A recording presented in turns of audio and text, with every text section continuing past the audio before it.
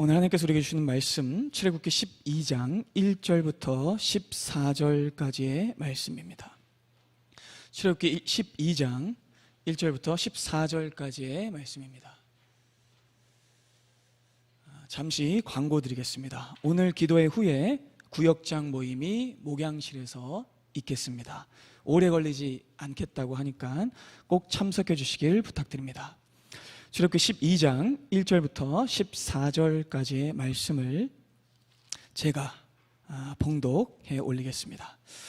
여호와께서 애굽 땅에서 모세와 아론에게 일러 말씀하시되 이 달을 너희에게 달의 시작 곧 해의 첫 달이 되게 하고 너희는 이스라엘 온 회중에게 말하여 이르라. 이 달 열흘에 너희 각자가 어린 양을 취할지니 각 가족대로 그 식구를 위하여 어린 양을 취하되 그 어린 양에 대하여 식구가 너무 적으면 그 집의 이웃과 함께 사람 수를 따라서 하나를 취하며 각 사람이 먹을 수 있는 분량에 따라서 너희 어린 양을 계산할 것이며 너희 어린 양은 흠없고 1년 된 수컷으로 하되 양이나 염소 중에서 취하고 이달 열 나흔 날까지 간직하였다가 해질 때에 이스라엘 회중이 그 양을 잡고 그 피를 양을 먹을 집 좌우 문설주와 임방에 바르고 그 밤에 그 고기를 불에 구워 무교병과 쓴 나물과 아울러 먹되 날 것으로나 물에 삶아서 먹지 말고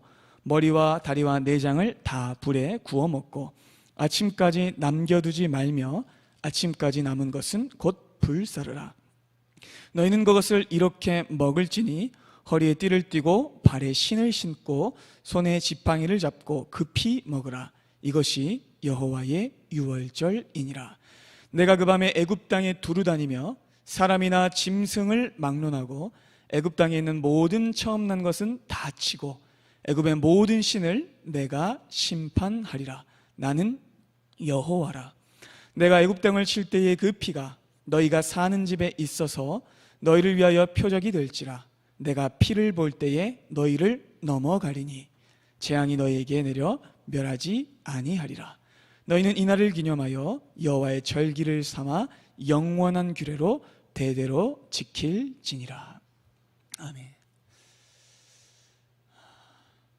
성경은 하나님의 구원 이야기입니다. 철학적 명제나 신화나 교훈집이나 딱딱한 경전이 아닙니다. 또한 성경은 인간의 삶과 동떨어진 채 난해한 말로 점철된 불교식의 심경이나 법구경도 아닙니다. 성경은 윤리교과서도 아니고 도덕책도 아니죠. 성경은 인간의 어떤 문학적 장르에 갇히는 책이 절대로 아닙니다. 성경은 세상 유일한 단 하나의 특별 목적을 가진 하나님의 책입니다. 성경은 인간 역사 속에 친히 찾아오셔서 실패하고 죽어있던 인간을 다시 살리고 회복하시는 하나님의 구원 이야기입니다. 그리고 그 위대한 구원 계획을 실제 역사 속에 구현하고 드러내기 위해서 선택받은 한 나라가 있었으니 그 나라는 바로 이스라엘이었습니다. 그리고 그 이스라엘의 기원이 이 출애굽기에 기록되어 있습니다.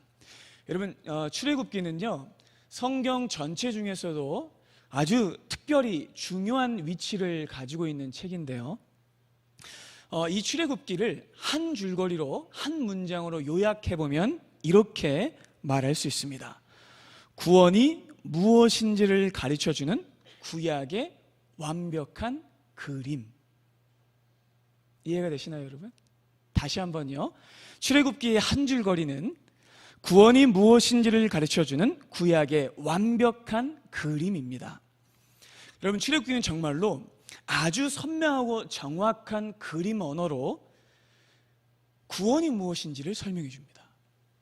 하나님께서 어떻게 이방 나라와 사탄의 포로가 되어 있던 히브리 노예들을 구해내시는지, 또 그들을 어떻게 자기 백성으로 삼으시는지, 또 어떻게 그들을 자기 백성답게 만들어 가시는지, 그 세세한 내용들이 이 출애굽기 전체의 이야기로 아주 상세하게 묘사되어 있습니다. 그 이야기 속으로 들어가 보겠습니다. 어느 날 하나님이 모세를 찾아오시고 부르십니다. 80세 노인으로 별 기대 없이 살아갔던 그를 별안간 하나님이 찾아오시는 거예요. 하나님이 모세에게 명령하십니다. 애굽으로 가서 고통받는 히브리 백성들을 구해내라. 하지만 여러분, 모세는 하나님의 말씀을 들으려고 하지 않았어요. 그는 두려웠고 하나님을 의심했습니다. 40년 전에는 자신감을 가지고 있었고 결기가 있었어요. 애굽의 공주의 양자였었죠. 그는 그런데 더 이상 그 모습은 없어 보입니다. 그때는 스스로의 힘으로 동족들을 구할 수 있다고 으스대면서 뽐냈는데 그랬던 모습이 이제 더는 없어요. 살인자의 신분으로 그는 미디안 광야에 도착했고 40년 동안 그는 도망자로 살았습니다. 그리고 처가살이를 했죠. 그리고 40년 동안 똑같이 매일같이 광야에 나가서 양을 치는 목자의 삶을 살았습니다.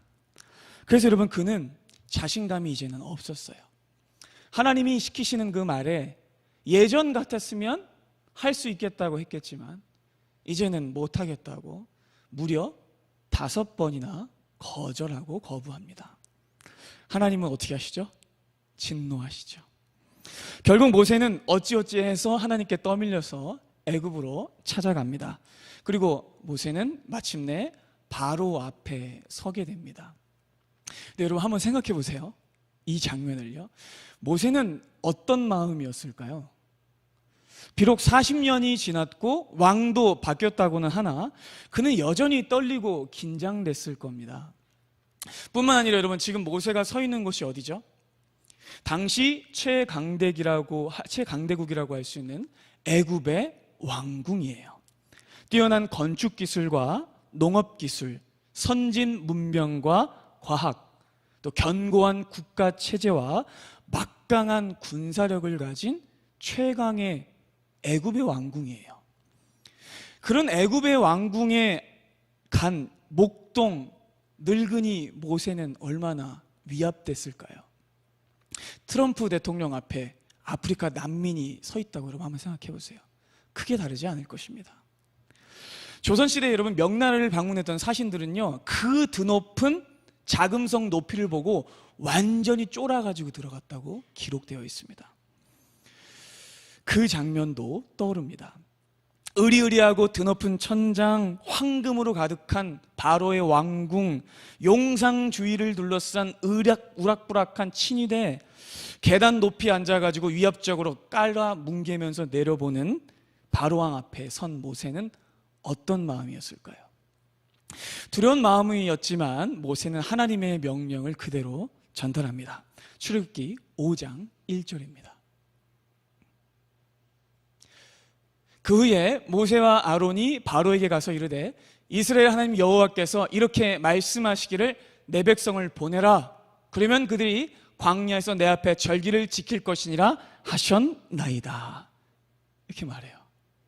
바로가 대답합니다. 2절입니다. 바로가 이르되 여호와가 누구이기에 내가 그의 목소리를 듣고 이스라엘을 보내겠느냐?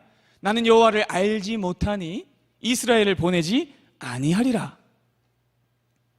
여러분, 이 장면을요 좀 더 생동감 있게 다시 한번 살펴보겠습니다. 여러분, 애굽에서 바로는요 태양신 라의 아들입니다. 그러니까 그는 반이 신이에요. 실제로 그렇다는 게 아니라 반이 신으로 추앙받던 신적 왕이었어요. 그리고 여러분, 당시의 애굽은 세계 최강대국이었기 때문에 애굽의 바로 왕이 믿는 신이 당시의 최고 신이었어요. 어떤 신이요? 태양신이.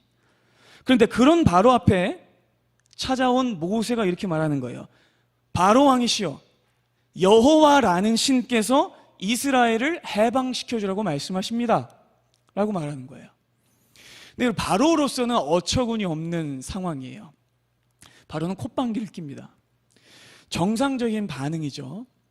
웬 거짓골을 한 늙은 목자가 하나 오더니 아니 여호와라는 신이 나를 보냈으니까 이스라엘 백성을 풀어주라는 거예요. 바로는 단칼에 거절합니다. 여러분 이 장면도 제가 리얼하게 현장감을 살려서 바로의 모습으로 한번 이야기해 보겠습니다. 웃기고 있네. 어디 듣도 보도 못한 지방 잡신 이름을 들고 와서 까불어. 나는 바로야. 세계 최강대국 애굽왕 바로. 내가 믿는 태양신이 최고신인데 여호와? 그런 신은 처음 들어보는데 노예들이 믿는 신이라니 웃기지도 않는다. 이렇게 대답한 거예요. 여러분 이해가 되시죠? 여러분 이 싸움은요 잘 보셔야 돼요. 단순히 바로와 모세의 말싸움이 아닙니다. 여러분 이 싸움은요 신들의 싸움이에요. 깨달으십니까 여러분? 바로가 믿는 애굽의 태양신과 모세 그리고 히브리 사람들이 믿는 여호와 하나님이라는 신의 싸움입니다. 이 싸움의 구도를 여러분 잘 이해하셔야 돼요. 그동안 하나님께서는요 여호와라는 이름을 세상에 드러내지 않으셨습니다. 근데 이제 처음으로 역사 속에서 여호와라는 이름을 드러내시는 거예요. 그리고 여호와 하나님께서는 당대 최고의 신이라고 할 수 있는 애굽의 바로가 믿는 태양신에게 선전포고를 하시는 거예요. 내가 더 센 진짜 신이니 내가 다스리는 이스라엘을 풀어주어라. 여러분 믿음 없이 본다면 이 장면이 우스운 촌극 같아 보일 수 있어요. 그리고 모세는 그 풍채를 향해 돌진하는 멍청한 돈키호테처럼 보일 수도 있어요. 근데 여러분 믿음의 눈으로 본다면 진짜 정신 나간 사람은 바로입니다. 바로는 이제 좋은 날 다 갔어요. 자, 근데 여러분 하나님께서는 이미 바로가 하나님을 비웃으며 보내지 않을 것을 알고 진작 모세에게 알려주셨습니다. 3장 19절입니다. 내가 아노니 강한 손으로 치기 전에는 애굽 왕이 너희가 가도록 허락하지 아니하다가 내가 내 손을 들어 애굽에서 여러 가지 이적으로 그 나라를 친 후에야 그가 너희를 보내리라. 하나님께서는 모든 것을 알고 계세요. 그리고 하나님께서는 그 오래전 아브라함에게 약속하신 그 일을 시작하십니다. 여호와 하나님께서는요 태양신에게 선전포고를 하시는데 이제 애굽을 심판하실 거라고 말씀하십니다. 그래서 하나님은 애굽을 심판하심으로써 진짜 신이 누구인지를 가려내실 겁니다.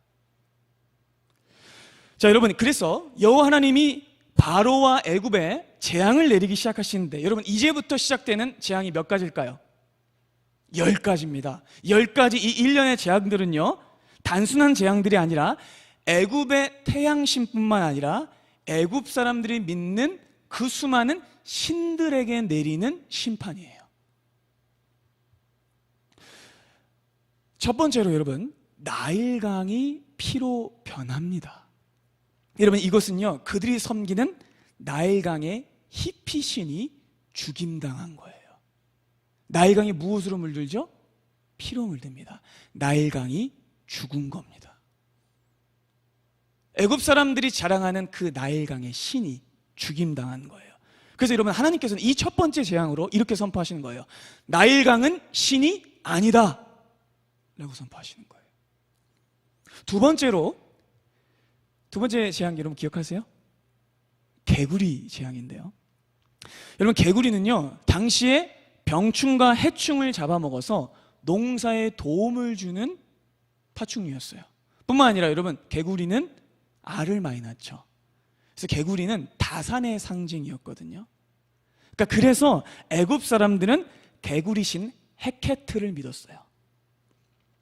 그런데 그 개구리신에게 심판을 내리시자 예전에는 개구리가 좋은 짐승이었는데 이제는 수만 마리가 애굽을 뒤덮으니까 혐오스러운 파충류가 된 것이죠. 하나님께서는 이 두 번째 재앙을 통해서 또 이렇게 선포하신 거예요. 개구리 신은 신이 아니다. 아멘이 되십니까 여러분? 계속해서 일어나는 재앙이 이재앙, 파리재앙, 가축 돌림병 재앙, 악성 종기 재앙, 우박 재앙, 메뚜기 재앙들인데, 여러분 이 모든 재앙들은요 애굽의 농사신이자 그 농사를 잘 지키기 위해서 찾아오지 않았으면 하는 악한 신인들이에요. 그러니까 그들이 가장 두려워하는 국가적 재앙을 하나님께서 내리시는 거예요. 그래서 하나님께서 이렇게 선포하신 거예요. 이 모든 것들은 신이 아니다 라고 선포하시는 거예요. 여호와 하나님은요 애굽의 바로가 믿는 신들과 애굽 사람들이 믿는 신들을 모조리 박살내고 때려 눕히심으로 진짜 신이 누구이신지를 애굽 온 땅에 보이시는 겁니다. 마치 그 옛날 인간이 탐욕스럽게 만들었던 바벨탑을 하나님이 단번에 허무셨던 것처럼 하나님께서는 지금도 우상으로 뒤덮여 있는 애굽 땅을 심판하고 계신 거예요. 그렇게 여러분 하나님께서는요 여호와를 믿지 않고 자기들이 스스로 만들어낸 가짜 신들을 다 처단하시고 애굽을 완전히 싹쓸이 하시는데 애굽의 사회, 경제, 문화, 종교, 생태, 보건 모든 영역을 남김없이 심판하고 파괴하세요. 이 모든 재앙을 통해서 하나님은 애굽뿐만 아니라 누구에게도 가르치시는 것이냐면 이스라엘 백성들에게도 선포하시는 거예요. 진짜 신은 애굽의 태양신이 아니라 나 여호와 하나님이다 라고 선포하시는 겁니다. 하지만 여러분 바로는 끝까지 하나님을 거역하죠. 완악하게 하나님을 반대합니다. 그런데 여러분 여호와를 향한 거역이 클수록 바로와 애굽을 향한 심판은 점점 더 커져갑니다. 그리고 9번째 재앙이 내려지는데요 여러분 9번째 재앙은 보다 큰 의미를 가집니다. 여러분 9번째 재앙 기억하세요? 주일학교 안 나오셨어요? 청년들? 주여 9번째 재앙은 흑암 재앙이에요. 자 여러분 이 흑암 재앙은 정말 어마어마한 의미를 가지고 있는데 왜냐하면 이 흑암 재앙으로 인해 애굽이 믿는 태양신이 죽임당했기 때문이에요. 정말 놀라운 일입니다. 출애굽기 10장 22절부터 23절입니다. 모세가 하늘을 향하여 손을 내밀매 캄캄한 흑암이 3일 동안 애굽 온 땅에 있어서 그동안은 사람들이 서로 볼 수 없으며 자기 처소에 일어난 자가 없으되 온 이스라엘 자손들이 거주하는 곳에는 빛이 있었더라. 깨달으십니까 여러분? 여러분 지금 그 잘난 태양신을 믿는 애굽 사람들의 땅에는 빛이 없어요. 그런데 여러분 지금 어디에만 빛이 있죠? 이스라엘 사람들의 지역에만. 그래서 여러분 빛의 신은 누구입니까? 바로입니까? 여호와 하나님이십니까? 태양신입니까? 여호와 하나님이십니까? 여호와 하나님이십니다. 할렐루야. 여러분 여호와 하나님께서 내리신 이 9가지 재앙으로 인해서 애굽은 쑥대밭이 되고 애굽의 최고 잘났다고 하는 태양신마저 죽임당해요. 대단하신 하나님이십니다. 그래서 여러분 애굽은요 정말로 말 그대로 국가 붕괴 사태에 이릅니다. 사실 여러분 하나님의 권능은요 이 정도로 끝나지 않아요. 여러분 하나님은요 말씀으로 세상을 창조하신 분이시잖아요. 하나님이 한 말씀만 하시면 애굽은 지구상에서 흔적도 없이 사라질 수 있어요. 하지만 사람들은 여러분 많은 사람들이 오해하는데 어떻게 오해하냐면 하나님이 애굽에 10가지 재앙을 내렸다고 하니까 바로가 하나님과 스파링이 붙었는데 생각보다 맷집이 좋아가지고 10대 맞고 그제서야 넘어졌다 라고 이해하는 사람들이 제법 있거든요. 땡, 절대 아닙니다. 여러분 10대 맞은 바로가 그제서야 항복해서 이스라엘을 풀어준 것이라고 생각해서는 안 됩니다. 여러분 왜냐하면요 지금까지 있었던 이 9가지 재앙은 진짜 한 가지 재앙을 위한 준비 작업이었어요. 출애굽기 11장 1절 진짜 재앙이 선포됩니다. 여호와께서 모세에게 이르시기를 내가 이제 한 가지 재앙을 바로와 애굽에 내린 후에야 그가 너희를 여기서 내 보내리라. 아멘. 여러분, 하나님의 초점은요, 애초부터, 처음부터 1번에서 9번까지의 재앙이 아니라 이 10번째 재앙에 맞춰져 있었어요. 하나님은 이 한 가지 재앙을 내리셔야만 이스라엘이 풀려날 수 있을 것을 아셨습니다. 근데 여러분, 중요한 것은요, 이스라엘이 애굽에서 해방돼서 나올 때에 그들이 원래 가지고 있었던 노예의 신분으로 나와서는 안 된다는 사실이에요.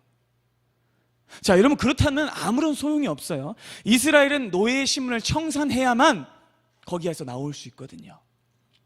그래야만 자유인의 신분을 입을 수 있고, 그래야만 새로운 하나님 나라의 백성이 될 수 있거든요. 절대로 탈옥이나 야반도주의 형식으로 애굽에서 나와서는 안 됩니다. 만약 야반도주나 탈옥의 형식으로 애굽을 나와버린다면 또다시 과거의 신분이 그들의 발목 잡을 거예요. 진정으로 이스라엘이 해방되고 온전히 출애굽하기 위해서는 옛 신분을 완전히 폐기 처분하고 옛 신분으로부터 죽어야 합니다. 그렇기 때문에 새 신분을 입을 일생일대의 사건을 그들은 경험해야만 하는 것이죠. 그리고 하나님은 바로 그 결정적인 한 가지 사건을 위해서 지금까지 일해오신 겁니다. 출애굽기 11장 1절부터 3절 보겠습니다. 여호와께서 모세에게 이르시기를 내가 이제 한 가지 재앙을 바로와 애굽에 내린 후에야 그가 너희를 여기서 내보내리라. 그가 너희를 내보낼 때에는 여기서 반드시 다 쫓아내리니 백성에게 말하여 사람들에게 각기 이웃들에게 은금 패물을 구하게 하라 하시더니 여호와께서 그 백성으로 애굽 사람의 은혜를 받게 하셨고 또 그 사람 모세는 애굽 땅에 있는 바로의 신하와 백성의 눈에 아주 위대하게 보였더라. 하나님은요, 실패자의 모습으로 나오게 하지 않으실 겁니다.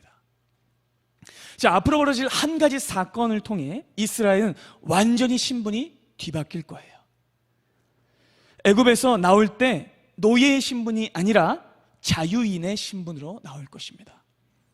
애굽에서 나올 때 울면서 도망치듯 나오는 것이 아니라 당당히 나오게 하실 겁니다. 그들을 사로잡고 있던 애굽 사람들을 오히려 노력하고 승리하는 모습으로 나오게 하실 겁니다. 자, 그래서 여러분, 지금까지의 재앙들은요, 애굽 사람들을 다만 겁주기 위한 것이 아니라 이 재앙들은요, 사실 덩달아서 태양신을 믿었던 이스라엘 백성들이 그것들이 가짜 신이란 걸 깨닫게 하시고 그 신들이 아니라 이제는 여호와 하나님을 온전히 믿고 붙잡게 하기 위한 하나님의 은혜였다는 사실입니다. 여러분, 이렇게 이스라엘은요, 이 9가지 재앙을 겪으면서 하나님이 진짜 신이시라는 것을 깨달았습니다. 그들은 깨달았어요.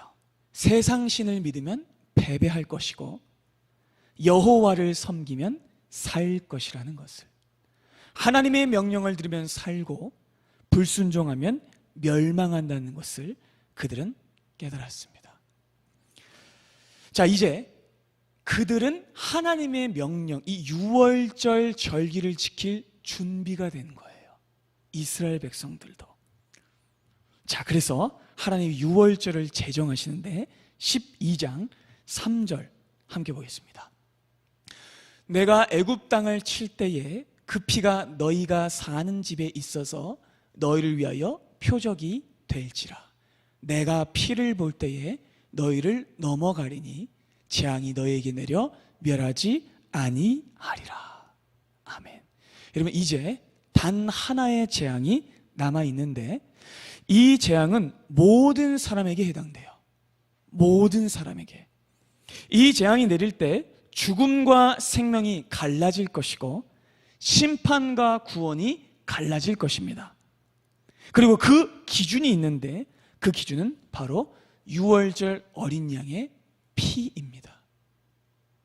어린 양의 피가 뿌려져 있느냐 아니냐에 따라 이스라엘의 집과 애굽의 집이 구별됩니다.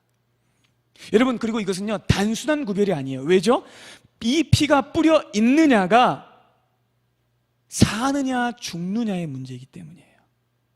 하나님이 이스라엘과 애굽 온 땅에 보여주기 위한 표징은 바로 이것이었습니다. 그런데 여러분, 정말 명심해야 할 것은 애굽의 집에만 죽음이 있었던 것이 아니라 이스라엘 집에도 죽음이 있었다는 사실입니다. 이것이 중요합니다. 그리고 여러분, 이스라엘이 바로의 노예 신분에서 하나님의 백성으로 변화될 수 있는 유일한 길은 과거의 완전한 청산인 죽음밖에는 없습니다.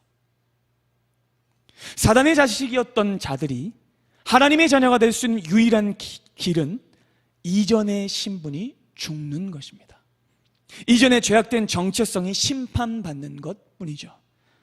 자신의 죄와 과거의 정체성이 완전히 죽어야만 이스라엘은 새로운 신분을 입을 수 있는 겁니다.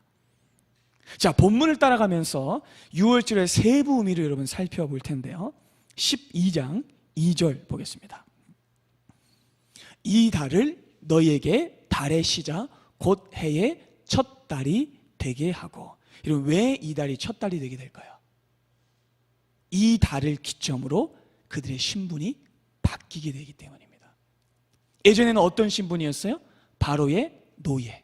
이제는 누구의 신분이 돼요? 하나님의 백성 되는 신분이 되는 겁니다. 그러니까 국가가 제정되고 새로운 나라가 세워지니 이 6월절이 있는 달이 첫 달인 거예요. 6월절이 그들의 생일인 것이고 6월절이 그들의 독립기념일인 것이고 6월절이 그들의 건국기념일인 것입니다. 자, 그리고 3절부터 14절까지의 말씀을 여러분 천천히 함께 보겠습니다. 너희는 이스라엘 온 회중에게 말하여 이르라. 이달 열흘에 너희 각자가 어린 양을 잡을지니 각 가족대로 그 식구를 위하여 어린 양을 취하되 그 어린 양에 대하여 식구가 너무 적으면 그 집의 이웃과 함께 사람 수를 따라서 하나를 잡고 각 사람이 먹을 수 있는 분량에 따라서 너희 어린 양을 계산할 것이며 너희 어린 양을 흠없고 1년 된 수컷으로 하되 양이나 염소 중에서 취하고 이달 열 나흘날까지 간직하였다가 해질 때에 이스라엘 회중이 그 양을 잡고 그 피를 양을 먹을 집 좌우 문 설주와 임방에 바르고 그 밤에 그 고기를 불에 구워 무교병과 쓴 나물과 아울러 먹되 날것으로나 물에 삶아서 먹지 말고 머리와 다리와 내장을 다 불에 구워 먹고 아침까지 남겨두지 말며 아침까지 남은 것은 곧 불사르라. 너희는 그것을 이렇게 먹을지니 허리에 띠를 띠고 발에 신을 신고 손에 지팡이를 잡고 급히 먹으라. 이것이 여호와의 유월절이니라. 내가 그 밤에 애굽 땅에 두루 다니며 사람이나 짐승을 막론하고 애굽 땅에 있는 모든 처음 난 것을 다 치고 애굽의 모든 신을 내가 심판하리라. 나는 여호와라. 내가 애굽 땅을 칠 때에 그 피가 너희가 사는 집에 있어서 너희를 위하여 표적이 될지라. 내가 피를 볼 때에 너희를 넘어가리니 재앙이 너희에게 내려 멸하지 아니하리라. 너희는 이날을 기념하여 여호와의 절기를 삼아 영원한 규례로 대대로 지킬지니라. 여러분, 이 모든 하나님의 말씀은 아까 말씀드린 바와 같이 구원이 무엇인지를 보여주는 완벽한 그림입니다. 이스라엘은 식구수에 맞게 각 사람의 수에 맞게 어린 양을 준비해야 합니다. 그리고 여러분, 이 어린 양은 흠이 없어야 됩니다. 그리고 이 흠이 없어야 하는 어린 양은 곧 우리 주 예수 그리스도를 예표합니다. 그래서 베드로 사도는 베드로전서 1장을 통해서 이렇게 말씀했습니다. 너희가 알거니와 너희 조상이 물려준 헛된 행실에서 대속함을 받은 것은 은이나 금같이 없어질 것으로 된 것이 아니요 오직 흠없고 점없는 어린 양 같은 그리스도의 보배로운 피로 된 것이니라. 아멘. 그리고 여러분, 이 어린 양을 준비하는 4일 동안요, 이스라엘 백성들은 죄 없는 어린 양이 자신을 위해 죽어야 한다는 사실을 깊이 묵상해야 했습니다. 준비하는 거예요. 그리고 하나님은 이 6월절의 모든 예시간에 정말 예수 그리스도의 대속과 하나님의 구원의 비밀을 깊이 새겨 놓으셨죠. 자, 보세요, 여러분. 해 질 때에 양을 잡는데 해가 지는 시간에 양을 잡음으로써 자신의 과거와 흑암과 심판과 저주를 청산한다는 것입니다. 그리고 그 밤은 죽음의 밤입니다. 그래야만 새로운 밝은 날을 맞을 수 있기 때문이죠. 그래서 예수께서 골고다에서 죽으셨던 그 순간에도 해가 빛을 잃고 어두워졌습니다. 그리고 여러분, 3일 뒤에 안식 후 첫날 아침에 새벽에 동틀 때 예수께서 부활하십니다. 그리고 여러분, 그 잡은 양의 피는 좌우 문설주와 임방에 발라야 하는데요, 이 역시 여러분 표적이 됩니다. 2가지 표적이 있는데요, 첫째, 이 집은 하나님의 백성이 거하는 집이라는 표적입니다. 둘째, 이 집에 이미 죽음이 있었다는 뜻입니다. 왜죠? 어린 양이 대신 죽었기 때문입니다. 뿌려진 피가 그것을 증명합니다. 그리고 그런 피를 바른 후에는 온 가족이 문을 닫고 집으로 들어가 자기를 위해 대신 죽은, 대신 피 흘린 어린 양의 고기를 온 가족이 다 같이 먹어야 돼요. 불에 구워서 남기지 말고 모두 먹어야 하는데, 이 예식 역시 나를 위해 피 흘려 죽은 그 어린 양의 살을 먹어야만 살 수 있다는 영적 진리를 담고 있는 겁니다. 여러분, 이 명령에 순종함으로써 이스라엘은 2가지 사실을 또 인정하고 고백하게 됩니다. 첫째, 어린 양이 나를 위해 대신 죽어 나를 구했습니다. 둘째, 어린 양을 먹음으로 내가 살았습니다 라는 뜻입니다. 그래서 여러분, 6월절 잡히시던 날 그 밤에 예수께서도 제자들에게 이렇게 말씀하셨어요. 마태복음 26장입니다. 그들이 먹을 때 예수께서 떡을 가지사 축복하시고 떼어 제자들에게 주시며 이르시되 받아서 먹으라, 이것은 내 몸이니라 하시고, 또 잔을 가지사 감사기도 하시고 그들에게 주시며 이르시되 너희는 다 이것을 마시라, 이것은 죄 사함을 얻게 하려고 많은 사람을 위하여 흘리는 바 나의 피 곧 언약의 피니라. 구약의 6월절과 똑같죠, 여러분. 예수께서 주시는 떡과 잔은 6월절 예식과 똑같은 의미입니다.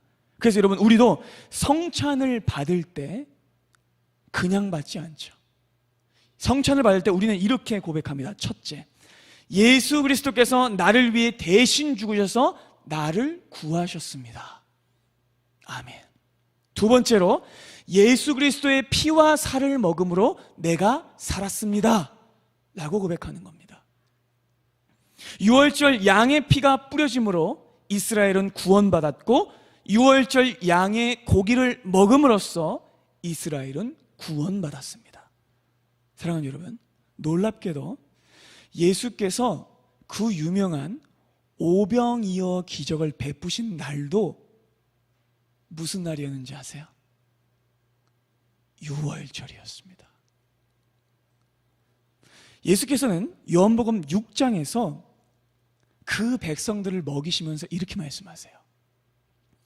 예수께서 이르시되 나는 생명의 떡이니 내게 오는 자는 결코 줄이지 아니할 터이요 나를 믿는 자는 영원히 목마르지 아니하리라. 아멘. 48절부터 51절까지입니다. 내가 곧 생명의 떡이니라. 너희 조상들은 광야에서 만나를 먹었어도 죽었거니와 이는 하늘에서 내려오는 떡이니 사람으로 하여금 먹고 죽지 아니하게 하는 것이니라. 나는 하늘에서 내려온 살아있는 떡이니 사람이 이 떡을 먹으면 영생하리라. 내가 줄 떡은 곧 세상의 생명을 위한 내 살이니라 하시니라.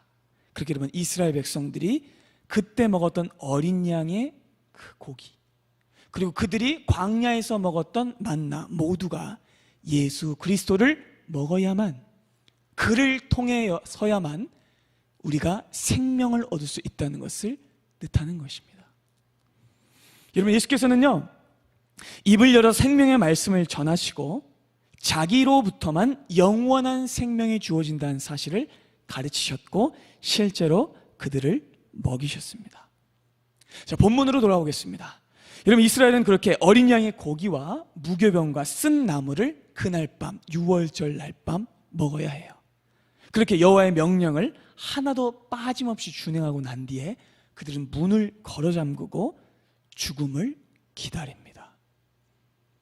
애굽의 모든 불이 꺼진 깊은 밤, 그 시간 하나님이 심판을 행하십니다.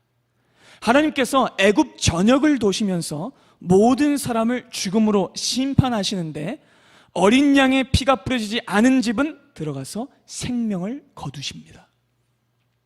어린 양을 먹지 않은 사람은 모두 죽습니다.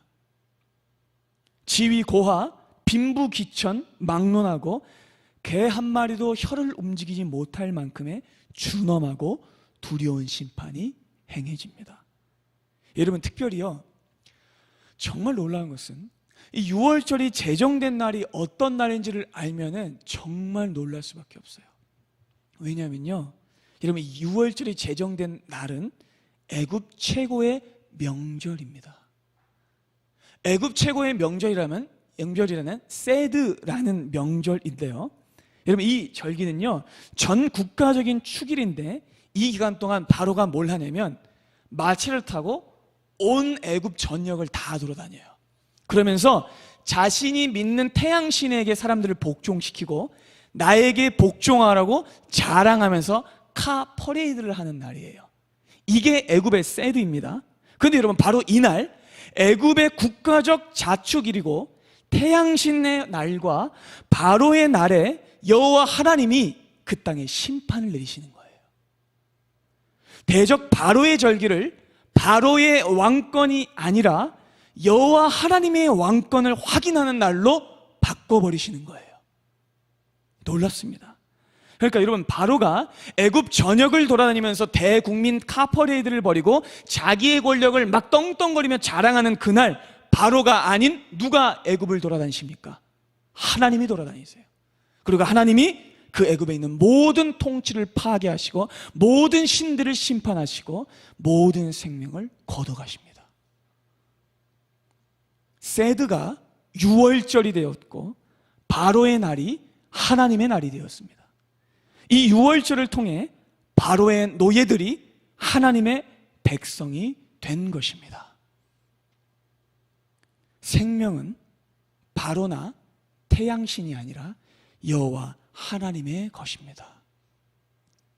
사랑하는 여러분, 이 한 국가 안에서 벌어지는 두 가지의 완전한 다른 운명을 주목하셔야 합니다. 여러분, 무엇이 이스라엘을 구했습니까? 무엇이 그들 죽음으로부터 구원했습니까? 6월절 어린 양의 피가 그들을 구원했습니다. 오직 어린 양의 피가 믿는 자들을 구원하였습니다. 이스라엘은 어린 양의 핏부림을 받았고 어린 양을 먹었습니다. 자, 이제 이스라엘은 자신들의 죽음을 대신 가져간 어린 양의 죽음을 통해 그들은 새로운 정체성을 입게 됩니다. 자, 이제 그들은 떠나야 해요. 주인이 바뀌었습니다. 왕이 바뀌었습니다. 이젠 더 이상 바로를 섬겨서는 안 돼요. 이제 그들은 누구를 섬겨야 하죠? 여호와 하나님을 섬겨야 합니다.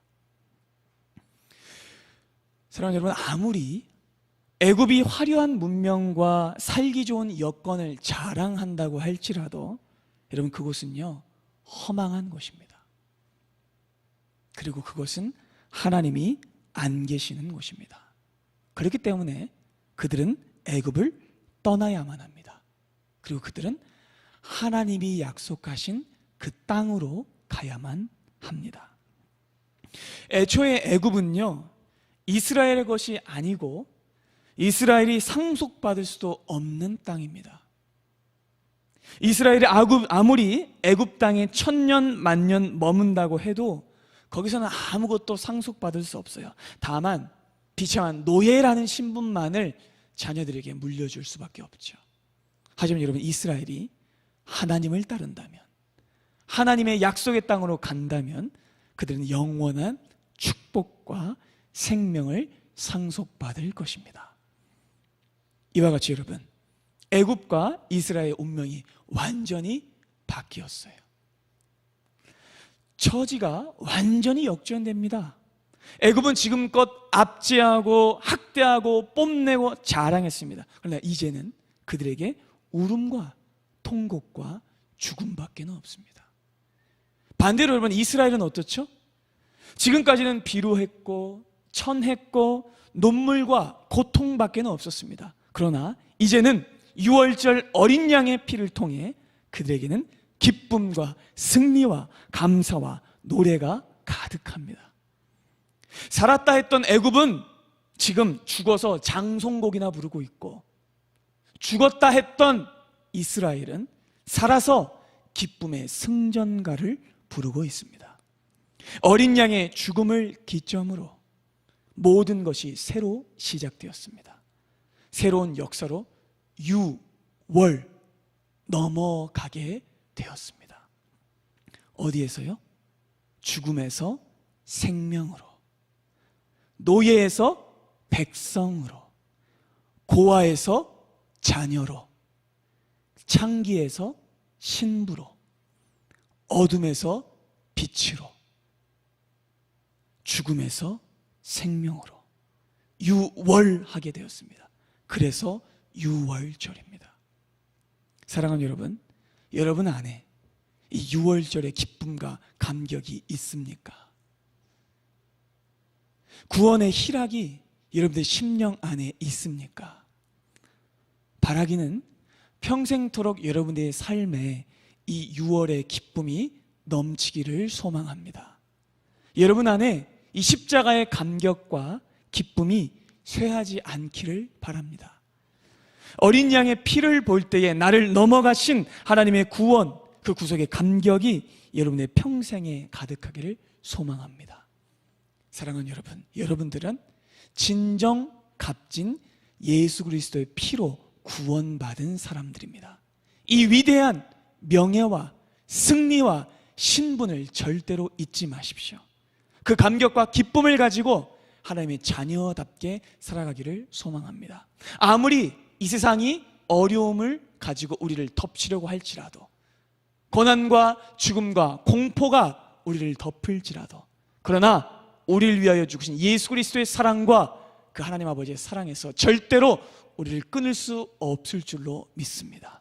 이 믿음이 오늘 이 자리에 있는 사랑하는 여러분들 모두에게 가득하고 평생 동안 유월절의 기쁨이 가득하기를 소망합니다. 기도하겠습니다.